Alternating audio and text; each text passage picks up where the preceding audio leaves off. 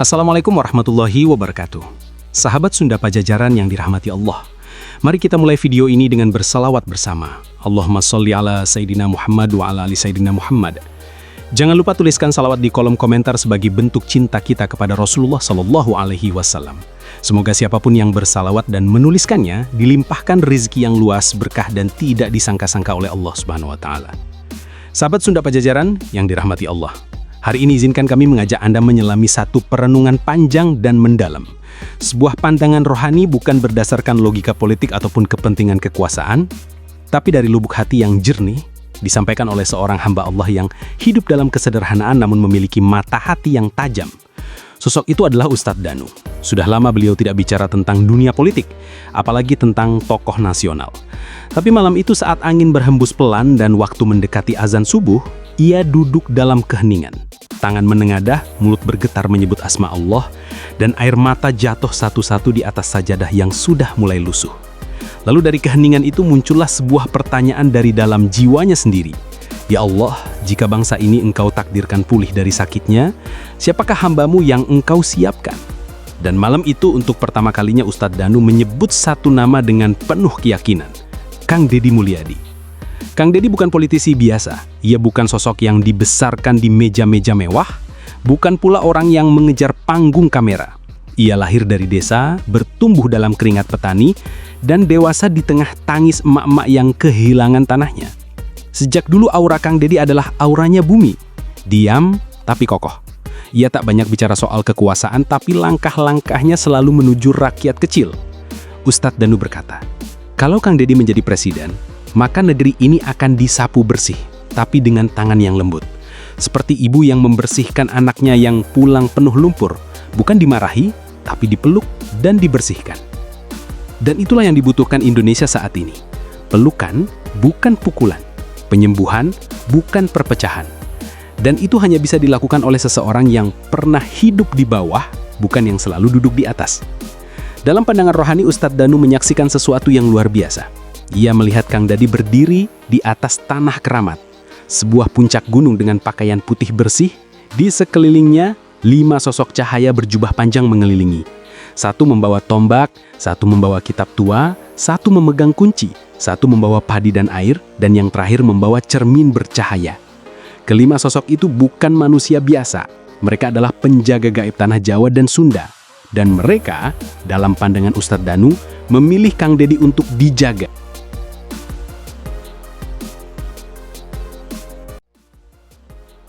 Kang Deddy, saya melihat amanah dari langit yang berat, tapi dia sanggup memikulnya karena hatinya ringan.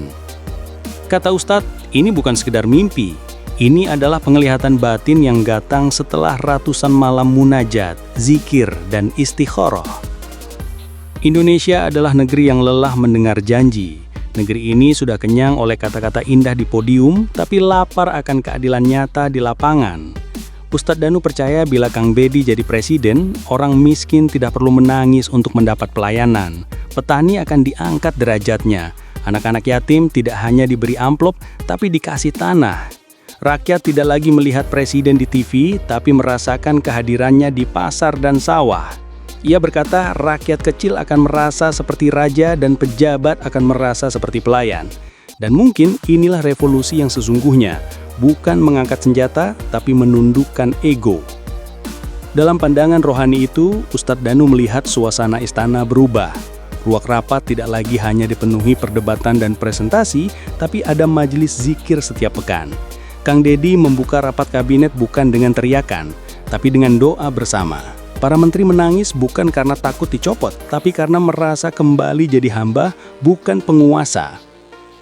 Di bawah pemerintahannya, kata Ustadz Danu, anak-anak pesantren akan dapat perhatian nyata.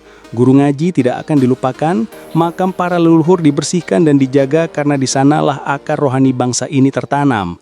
Ustadz Danu juga melihat, jika Kang Deddy jadi presiden, maka ibu-ibu di seluruh negeri akan menangis haru karena akhirnya mereka punya presiden yang tidak menertawakan air mata mereka.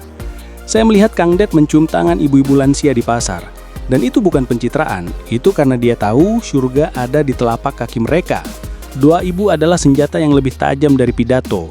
Dan Kang Deddy, dalam pandangan Ustadz Danu, adalah pemimpin yang lahir dari doa, bukan dari ambisi. Ustadz Danu tidak menutup mata akan rintangan besar yang akan dihadapi Kang Det. Dia akan diserang bukan hanya secara politik tapi juga secara batin. Akan ada kekuatan hitam yang tidak ingin bangsa ini dipimpin oleh orang baik, katanya.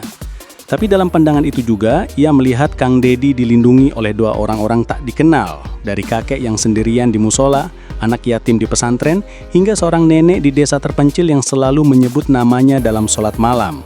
Dan yang paling kuat adalah doa leluhurnya sendiri yang tak pernah putus sejak ratusan tahun.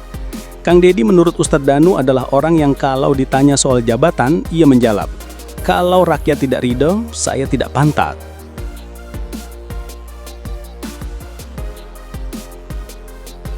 Junjung. Dan itulah yang akan membuat bangsa ini berubah ketika pemimpinnya takut kepada Allah lebih dari takut kehilangan kursi. Saya tidak ingin mengajak orang memilih Kang Deddy. Saya hanya menyampaikan bahwa tanda-tanda dari langit sudah datang. Tinggal kita mau membuka mata atau terus berpura-pura buta. Ustadz Danu menegaskan, bangsa ini tidak kekurangan orang pintar, tapi kita haus akan orang yang tulus, jujur, dan punya nurani. Dan dalam pandangan batin beliau, itu semua ada dalam sosok Kang Deddy. Sahabat Indonesia Misteri, kita telah mendengar suara hati seorang ustadz yang tak mencari panggung.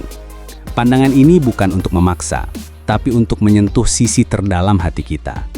Jika kamu merasa tergetar, jika hati kecilmu berkata, ini bukan kebetulan, maka jangan diam. Tulis di kolom komentar, Allahumma sholli ala Sayyidina Muhammad wala ali Sayyidina Muhammad. Like video ini jika menurutmu bangsa ini memang butuh perubahan batin, bukan hanya pembangunan fisik. Share video ini ke sahabat dan keluarga. Biarkan cahaya ini menyebar. Subscribe channel ini agar kita tidak kehilangan arah saat dunia makin bising.